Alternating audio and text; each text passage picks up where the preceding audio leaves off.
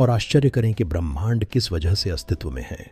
जिज्ञासु बने और जीवन चाहे कितना भी कठिन क्यों न लगे, हमेशा कुछ न कुछ ऐसा होता है जिसे आप कर सकते हैं और उसमें सफल हो सकते हैं।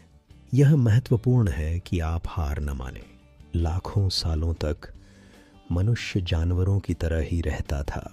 फिर कुछ ऐसा हुआ जिसने हमारी कल्पना शक्ति को उजागर किया। हमने बात करना और सुनना सीखा।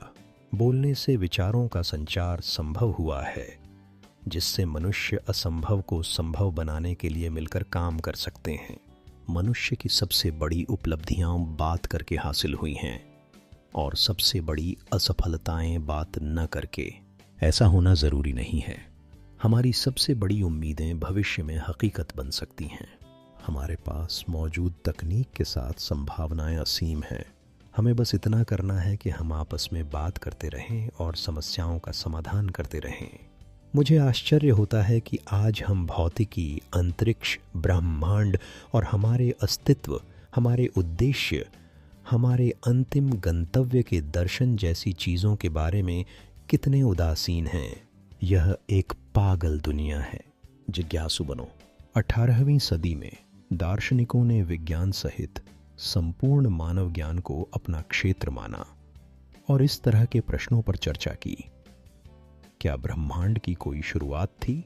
हालांकि 19वीं और 20वीं सदी में विज्ञान दार्शनिकों या कुछ विशेषज्ञों को छोड़कर किसी और के लिए बहुत ज़्यादा तकनीकी और गणितीय हो गया। दार्शनिकों ने अपनी जांच का दायरा इतना कम कर दिया कि इस सदी के सबसे प्रसिद्ध दार्शनिक विटगेन्स्टाइन ने कहा, दर्शन के लिए एकमात्र बचा हुआ काम भाषा का विश्लेषण है। अरस्तू से लेकर कांट तक के दर्शन की महान परंपरा से यह कैसी गिरावट है। चाहे आपके पास कितना भी शक्तिशाली कंप्यूटर क्यों न हो, अगर आप उसमें घटिया डेटा डालेंगे तो आपको घटिया भविष्यवाणियां ही मिलेंगी। अगर आप विकलांग हैं तो शायद यह आपकी गलती नहीं है, लेकिन दुनिया को दोष देना या उससे ये उम्मीद करना कि वह आप पर दया करेगी, कोई फायदा नहीं है।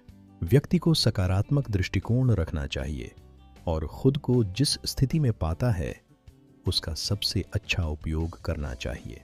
अगर कोई शारीरिक रूप से विकलांग है तो वह मानसिक रूप से भी विकलांग नहीं हो सकता।